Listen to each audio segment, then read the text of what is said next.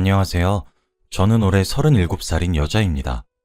전 3살 많은 남편과 올해 4살이 된 딸이 하나 있는 여자예요. 어렸을 때부터 제 꿈은 화목한 가정을 이루는 것이었습니다. 저희 부모님은 두 분 다 너무 다정하셨고 자식들에게 잘해주셨기 때문에 저도 그런 부모님을 닮고 싶었거든요. 제 남편은 결혼하기 전에 제대로 된 연애를 한번 해보지 못한, 어떻게 보면 순수했던 사람이었고 무척 예의가 바르고 어른을 공경할 줄 아는 사람이었습니다. 심지어 가정적이고 성실하기까지 한 사람이었죠. 홀어머니를 모시고 살아서 효심도 끔찍했어요. 그러나 제게 효도를 강요하는 것이 아니라 저희 부모님께도 효도를 알아서 하는 남편이었죠. 어디 내놓아도 당당히 1등 남편이다 얘기할 수 있는 그런 사람이었습니다. 저를 위해 요리법을 공부해서 음식을 만들어주기도 했고, 함께 영화를 보면서 비슷한 부분에서 감동을 받고 함께 눈물을 흘릴 줄 아는 사람이라 좋았고, 좋으면 좋다, 싫으면 싫다, 확실하게 자기 감정을 표현할 줄 아는 사람이라 솔직해 보였어요. 이 남자랑 살면 정말 행복하겠다는 생각이 들어 자연스럽게 결혼을 하게 되었죠. 사실 저희 집도 시댁도 형편이 그리 넉넉하진 않았습니다. 그냥 굶지 않고 살 정도였죠. 결혼 후에도 양가에 40만 원씩 생활비를 붙여드리려고 노력했던 그런 착한 사람이었죠. 남편은 홀어머니를 모시고 살았었는데 시어머니도 저를 너무 아껴주셨습니다. 제게 인자하게 웃으시면서 이름을 부르시곤 하셨어요. 그러다가 선물처럼 아이가 찾아왔고 우린 그렇게 새 식구가 되었습니다. 아이를 임신했을 때도 얼마나 지극정성으로 저를 대했는지 몰라요. 심지어 입덧도 같이 했다니까요. 남자가 자신의 아내를 너무 사랑하면 입덧도 옮아서 한다던데, 우리 남편이 진짜 그러는 것을 보고 친정도 시댁도 혀를 내두르며 고개를 저을 정도로 애처가다 하셨습니다. 저희 부모님도 그런 남편을 얼마나 좋아했는지 몰라요. 세상에 이렇게 착한 사위가 어딨냐고 동네방네 자랑을 하곤 했거든요. 자기 딸한테 그렇게 잘해주는데 어느 부모가 싫다고 할 수 있었겠냔 말입니다. 저와 남편은 정말 많이 행복했고 서로 사랑했어요. 남들과 다를 바 없는 평범한 환경 속에서 서로 투닥거리며 싸우다가도 금세 화해를 했었던 평범하기 그지없는 가족이었고, 매일 이렇게 행복해도 되나 싶었습니다. 행복에 배부른 나날들에 감사했고 너무 행복해서 불안할 정도였죠. 저는 남편과 맥주 한 캔씩 하면서 서로 미래를 이야기할 때가 제일 좋았어요. 이야기를 나누는 그 시간이 행복했었던 이유는 반짝반짝 빛나는 두 눈을 가지고 미래를 꿈꾸는 남편의 모습이 정말 멋있었거든요. 아직 초등학교도 입학하지 않은 어린 딸을 두고 어디서 이상한 놈을 데려와 결혼시켜달라고 하면 어쩌나 하는 귀여운 걱정도 하곤 했었거든요. 그렇게 저희는 쭉 행복할 수 있을 줄 알았습니다. 남편은 학원에서 영어를 가르쳤던 교사였어요. 당시엔 아주 늦은 밤이었고 그날따라 시험을 코앞에 두고 있었기 때문에 특강을 해야만 했었죠. 그래서 늦게 귀가를 했습니다. 저희 집은 골목길 안에 위치한 빌라였어요. 그날은 비도 추적추적 내렸죠. 늦은 시간 CCTV 없는 골목길 등 조건이 맞아서였던 걸까요? 그날 남편이 사고를 당하게 되었습니다. 그 비극은 딸아이가 2살이었을 때 일어났어요. 그날따라 딸아이가 잠투정도 없이 일찍 잠에 들었고 언제나 그랬듯 저는 남편의 귀가를 기다렸습니다. 학원에서 수업이 끝났다고 1시간 내로 도착한다는 남편의 전화를 끝으로 소파에서 TV를 보며 기다리고 있는데 시간이 한참 지나도록 남편이 들어오질 않더라고요. 뭔가 불안해지기 시작했어요. 남편에게 다시 전화를 해보았지만 역시나 연결되지 않았고 저는 점차 불안해졌죠. 그러던 도중 시어머니로부터 전화가 한 통이 왔습니다. 통화 내용은 정말 충격적이었어요. 길을 지나가다 뺑소니를 당해 쓰러져 있었던 남편을 발견해 병원으로 이송 중이란 전화를 받았다고 했거든요.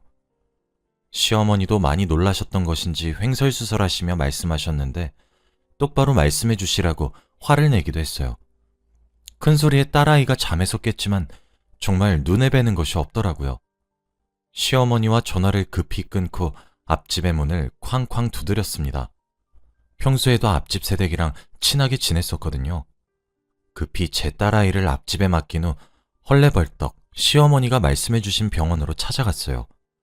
남편은 흙탕물에 얼굴이며 옷이며 다 젖은 채로 있었고 정신을 잃고 있었죠. 그 몰골로 응급실 침대에 누워있는 모습을 보니 정말 억장이 무너지는 듯 했습니다. 보호자 사인과 동시에 남편은 수술실로 들어가게 되었어요. 목격자인 사람을 붙잡고 물어보니 골목길 근처에 남편이 쓰러져 있었다고 하더군요. 근처에는 자동차의 파편 조각으로 보이는 유리들이 굴러다니고 있었다고, 아무래도 뺑소니를 당한 것처럼 보인다는 말이었습니다. 수술 시간은 처음 안내받았던 시간보다 배로 더 걸리기 시작했어요. 점차 불안해졌습니다. 이대로 우리 남편을 잃으면 어쩌나 걱정이 휘몰아쳤죠. 평소 눈물이 많았던 저였지만 저는 울지 않았어요. 시어머니가 옆에서 통곡을 하실 때도, 소식을 듣고 헐레벌떡 수술실 앞까지 찾아온 친정엄마가 저를 붙잡고 어쩌냐고 눈물을 보였을 때도 저는 눈물을 한 방울도 흘리지 않았습니다. 아니, 오히려 화를 냈어요. 울지 마시라고 다그쳤죠. 내 남편 괜찮을 거고 벌떡 일어날 수 있는데 왜 이렇게 우시는 거냐고, 부정 타면 어쩔 거냐고, 당장 눈물 그치라고 소리를 지르면서 말이에요. 원래 그 시간이었으면 일찍 잠든 딸을 기특해하며 오붓하게 부부끼리의 시간을 가지면서 함께 드라마도 보고 야식도 먹고 했을 텐데, 눈앞에 펼쳐진 모든 상황들이 믿기지가 않는다고 해야 하나? 저는 정말 얼떨떨했습니다. 시어머니의 눈물을 보는데 미친 듯이 현실 감각이 돌아오는 것만 같아서 제발 울지 마시라 부탁드렸어요. 병원에선 방치된 시간이 길었고 후유증은 장담할 수 없다고 했습니다. 이미 다리는 손 쓸 수가 없어 오른쪽 다리는 허벅지 밑으로 절단해야 했죠. 게다가 뇌출혈까지 있었고 조금만 늦었으면 바로 사망을 했을 수 있었지만, 사실 지금도 일어날 수 있을 거란 보장이 없다고 최선을 다했다고 하시더군요. 오늘 아침에도 출근하고 오겠다고 제게 입을 맞춰주고 딸을 사랑스럽게 쳐다봐 주었던 남편의 상태는 오늘이 고비라는 말에 저는 그제서야 무너졌습니다. 믿지 않았어요. 믿을 수가 없었어요. 좀 전까지 저랑 전화를 했고 오늘따라 감기 기운이 있었던 제 몸 상태를 걱정해 주었던 사람이 지금 누워있는 것도 놀라 자빠질 노릇인데 어떻게 믿을 수 있었겠나요?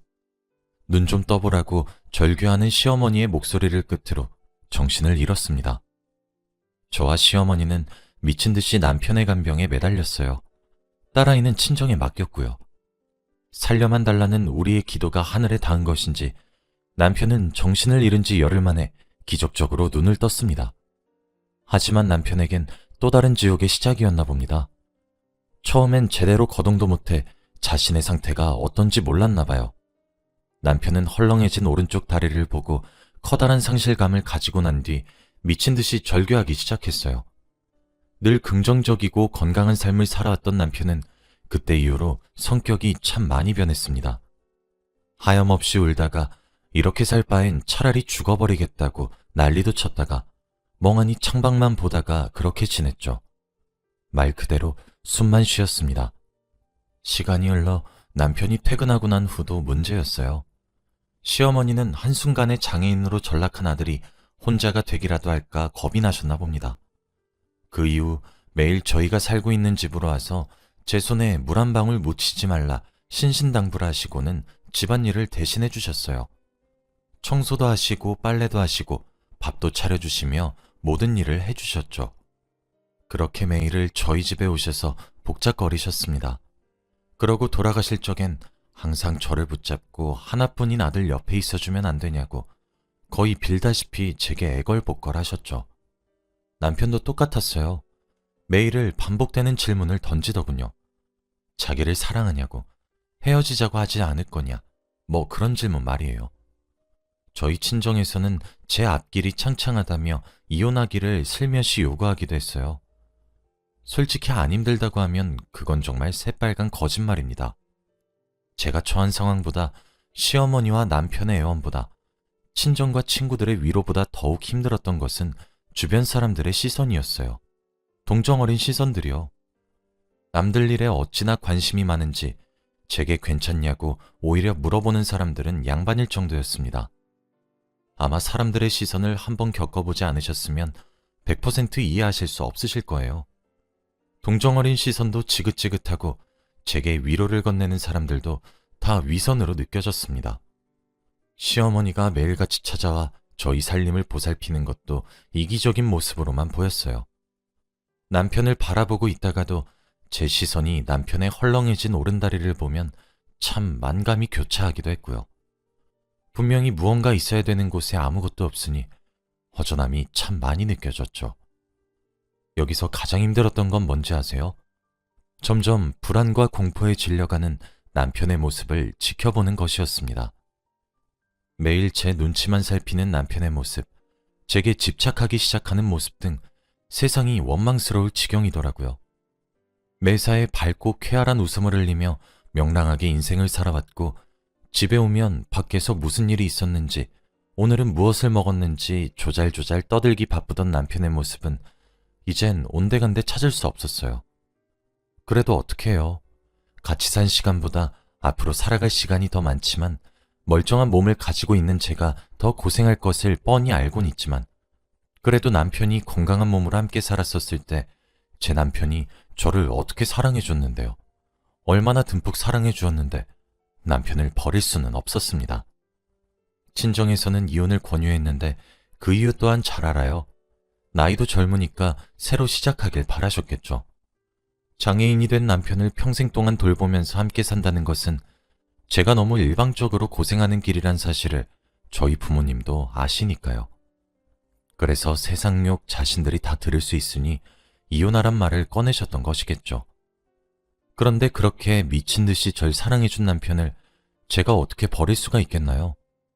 사실 도망치고 싶었던 적도 정말 많았고 욕을 얻어 처먹는 한이 있어도 눈 딱 감고 이혼할까 고민도 했습니다. 이기적이라고 욕을 먹어도 할 말은 없는데 저를 위해서, 딸아이를 위해서 그런 생각을 안 해보진 않았어요. 왜 하필 내가 이런 일을 당해야 하고 이 꼴을 당해야 하는지 이해가 되지 않았고 하늘이 원망스러워졌죠. 하루빨리 이혼해서 빠져나오고 싶다가도 풀이 죽은 남편을 보면 그래, 내가 아니면 이 사람은 어쩌겠나 싶기도 했고요. 음식 쓰레기를 버리는 일도, 야식을 사다 주는 일도, 분리수거, 화장실 청소, 집안 마트에 가는 간단한 심부름까지 모두 원래 남편이 해왔던 일이었어요.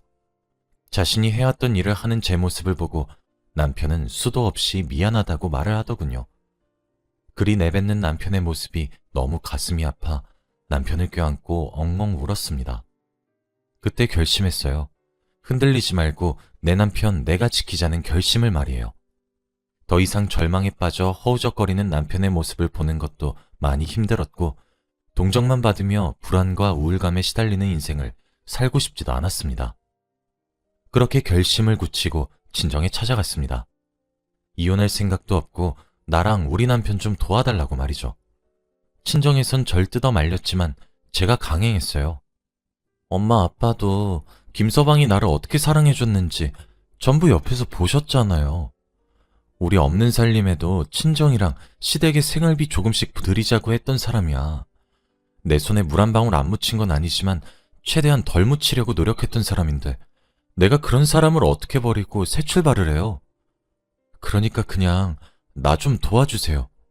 하면서 말이죠. 남편도 붙잡아 앉힌 뒤에 말했어요. 여보, 더 이상 나한테 이러지 마. 당신이 이럴수록 더 지쳐. 당신은 항상 어려운 일을 겪게 되면 극복한 사람이었잖아. 나 당신 안 버려.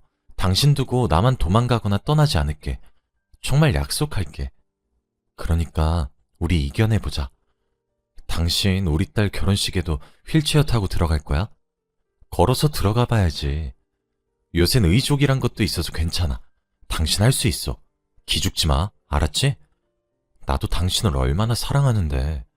그러니까 당신이랑 나 둘 다 할 수 있어. 적어도 우리 딸아이한테 부끄럽지 않은 부모가 되자. 라고 했습니다. 시어머니께도 말씀드렸죠. 어머니, 저희 집에 더 이상 찾아오지 마세요. 어머니가 이러실수록 저희 무너져요. 어머니도 하나뿐인 아들 극복하게 해주셔야죠. 저희가 알아서 할게요. 불안해하지 마세요, 어머님. 저 우리 남편 버리지 않아요. 죽을 때까지 끼고 살 거니까 너무 슬퍼 마세요. 하면서 어머님의 손을 꼭 잡아드렸습니다. 어머님이 구슬같이 눈물을 퐁퐁 흘리면서 고맙다 고맙다 하시며 흐느끼셨죠. 그때부터 남편은 재활치료에 진심으로 임하기 시작했어요. 남편은 초반까진 그래도 제게 집착하는 것과 불안함, 이런 부정적인 감정들을 버리지 못했는데 제가 꾸준히 옆에서 지지해주며 응원하니까 부쩍 밝아지기 시작하더라고요. 점차 재활에도 열심히 임하기 시작했고 원래 영어를 가르쳤었던 직업을 가졌던 사람이라 재택근무도 하기 시작했습니다. 요즘엔 세상이 좋아져서 화상영어 같은 것도 있더라고요. 남편은 수시로 재활치료에 임하면서 화상영어로 돈을 벌기 시작했죠. 사실 수입은 턱없이 적었습니다. 하지만 점점 활력을 되찾는 남편을 보니 저도 행복해졌어요. 처음엔 시선이 주는 압박에 저도 정신과를 다니며 신경안정제를 처방을 받아 복용했으나 시간이 지나니 그 시선에도 익숙해지더군요. 역시 사람은 적응의 동물이라고 한다더니. 사실 늦은 밤 CCTV도 없었던 골목길에서 뺑소니를 당했던 터라 눈앞이 막막했었는데 골목길에 뺑소니 목격자를 찾는다는 현수막을 걸었더니 목격자도 찾아냈고 골목길 사고 현장 근처에 주차하고 있었던 자동차의 블랙박스를 받아내 뺑소니 범인도 잡을 수 있었습니다. 그 사람은 뺑소니에 음주운전까지 한 파렴치한 인간이었어요. 그 사람으로 인해 저희 집안은 풍비박산이 났는데 말이죠. 눈물로 범벅된 제 얼굴을 보고는 그저 죄송하단 말밖에 하질 못하더군요. 보험 처리도 받았고 보상금도 받아서 남편의 병원비에 커다란 부담을 느끼진 못했습니다. 오늘은 남편이 꼭 뺑소니 사고를 당한 지 2년째가 되는 날이에요. 이제 남편은 의족도 곧잘 차고 다니고 있고 아는 지인분이 운영하고 계시는 학원에 영어와 국어를 가르치며 일상생활에 거의 완벽하게 복귀하고 있습니다. 며칠 전엔 글쎄 우리 딸아이가 병원에서 데일밴드에 관해 배웠나 보더라고요. 다쳐서 아야 하면 병원에 간다, 소독약을 발라준다, 아프면 약을 바른다, 이런 것들을 놀이를 통해서 배웠나 봅니다. 남편이 소파에 잠시 누워 있었는데 살금살금 다가가서 남편의 오른쪽 허벅지에 분홍색 토끼가 그려진 데일밴드를 붙이고는 호호호 불어주는데 얼마나 예뻤는지 몰라요. 남편도 자다 깨서 울컥한 표정으로 딸아이를 바라보고요. 요즘에도 남편은 잠에 들기 전 제게 미안하고 고맙다는 인사를 꼭 해주고 잠에 들어요. 사실 미안할 일은 없는데 말이죠. 남편이 원해서 사고를 당했었던 것도 아닌데 그저 제게 그렇게 미안한가 봅니다. 사실 지금 생각해보면 제게 무슨 용기가 있어서 그렇게 행동했었던 것인진 모르겠지만 가정을 지켜야 되겠다는 일념 하나만으로 일궈낸 기적 같아요. 남편은 제게 말해요. 제가 있어서 일상생활로 빠르게 복귀할 수 있었고 절망에 오래 빠지지 않을 수 있었고 재활에 집중해서 의족에 익숙해질 수 있었다고. 그래서 제게 너무 고맙다고 말이에요. 저 또한 남편이 살아있어줘서 얼마나 고마운지 모릅니다. 사실 시어머니도 제게 그 이후로도 너무 예뻐해 주십니다. 부담스러울 정도로 말이죠. 저를 무슨 구원자처럼 생각하시는 것 같기도 합니다. 제 입장에서는 당연한 일을 한 것인데 너무 떠받들어지는 것 같기도 하네요. 제 이야기는 여기서 끝이에요. 정말 그 말이 맞는 것 같다는 생각이 들어요. 인생에 내리막길이 있으면 오르막길도 있단 말이에요.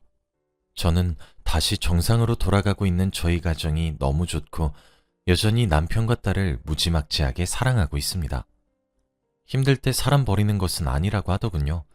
그래서인지 요즘에도 남편에게 더할 나위 없이 큰 사랑을 받고 있어요. 앞으론 더 이상의 오르막길은 없어도 좋으니 지금처럼 안락하고 평화로운 나날이 지속되길 바랄 뿐입니다. 제 긴 이야기를 들어주셔서 감사해요. 여러분들 가정엔 평안만 가득하시길 빌며 이만 글을 마칩니다. 감사합니다.